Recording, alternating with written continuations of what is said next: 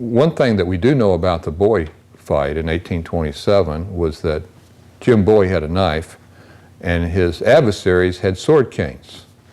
This is what a Southern sword cane looked like. It was a nice, attractive cane to begin with, a very long tip because the roads were rather muddy, and this protected it from the mud. But the sword itself is typically rather vicious, long, and a very serious instrument. The kind that most men wanted to carry were usually decorated. They were usually blued with gold decoration, somewhat similar to naval dirks of the late 1700s and early 1800s. So this is what Bowie was defending himself with. He was being stabbed by a sword cane that looked like this. Now, one thing that people seem to concern themselves with is what did the original Bowie knife look like? The first thing I think you should realize is that the original Bowie knife had no impact on the way Bowie knives were designed later on, or at least a minimal amount. He may have had an impact upon Shively in Philadelphia because Bowie went up there and asked for him to design some for him.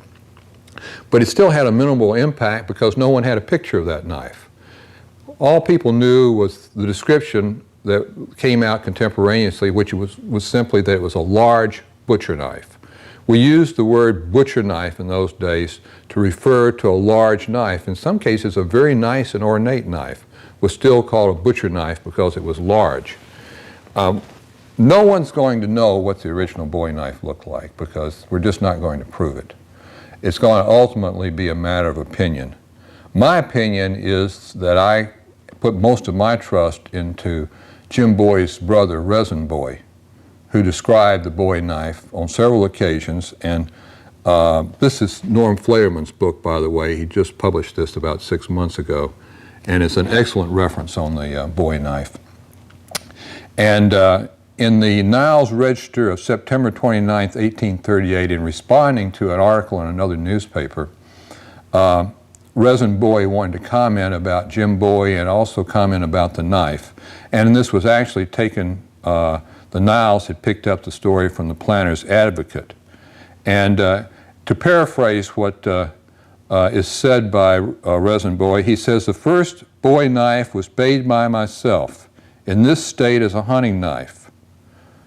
The length of the knife was 9 1/4 inches, its width 1 1/2 inches, single edge and blade not curved.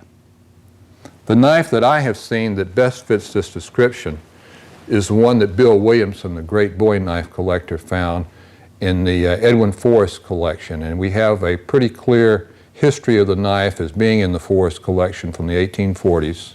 It's a very plain knife. It's been illustrated in several of the Bowie reference books. The knife sold at auction a number of years ago at a Butterfield's auction when Bill Williamson's estate was, his estate of knives was auctioned off. It's a plain knife. It looks like a butcher knife. And, it fits these particular dimensions. I think that's what the original Bowie knife looked like, and I think that's the best candidate. I know that at the time it was, in the 1840s, it was presented on several occasions as being the original knife owned by Jim Bowie.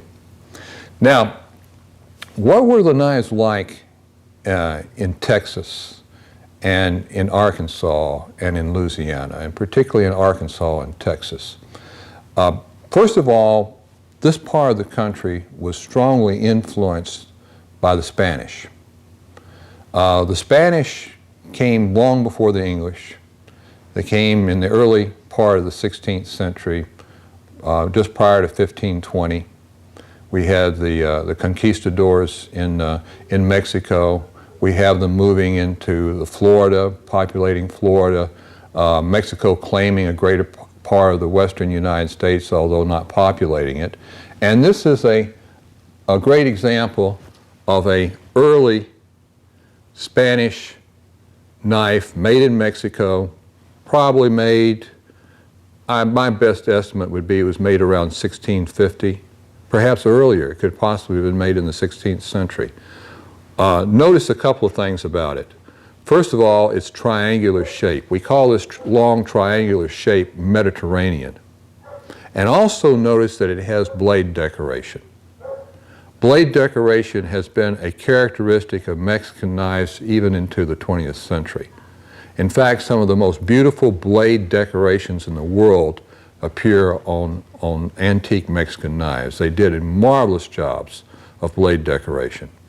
So we started off with this form having a lot of influence on knives being made on the early Western frontier. Here is a little bit later example of the same type of knife. You see again the strong Mediterranean shape, but you're starting to see a knife here. You notice a knife that looks like what we think a Bowie knife should look like. It's starting to look like a Bowie knife, isn't it? But we have some beautiful decoration. There's an eagle here on this large brass plate that's in the area that we call the ricasso of the knife, although this is not actually a ricasso. And we have a bird's head pommel, which became a feature of many Western knives later on. Now, this was a knife for a military man or a gentleman. It was a large knife. It was a knife that you went outside with to protect yourself. Here's a similar knife that was made for perhaps an average soldier. We still have the bird's head pommel. We still have the triangular shape, but notice we're starting to get a curve to it instead of being a triangle. And this is a Mexican knife, but it's starting to look like what we perceive as being a Bowie knife. And this format is will have an influence later on upon the knives of the West and the knives in Texas. What I think is very interesting about the knives of Texas and perhaps Arkansas is that a very distinctive type of knife developed in that area, a very distinctive type of Bowie knife that became the typical form that we even see in the movies of the 1950s and 60s, the old Walt Disney movies on Jim Bowie and Jim Crockett, Davy Crockett, and this is one in its sheath, but this looks like the kind of Bowie knife that you think a Bowie knife should look like. Big, broad knife, big clip, nice handle. This is a Texas knife. This is a knife made about the time of the Alamo. This is a knife that could have been at the Alamo. This form, this sweeping form, where the knife sweeps up and makes this very strong, exaggerated clip, is referred to as the Texas clip. And this form became extremely popular in Texas and then spread in the later part of the 1800s into the other western states. As California became populated, it became a popular secondary form. The most popular knife form in California was drop point, but this became a popular secondary form. And we see this form of knife in the late 1800s in Nevada, in Arizona, in the Dakotas, in New Mexico. We find this particular shape. This is a nice example of it.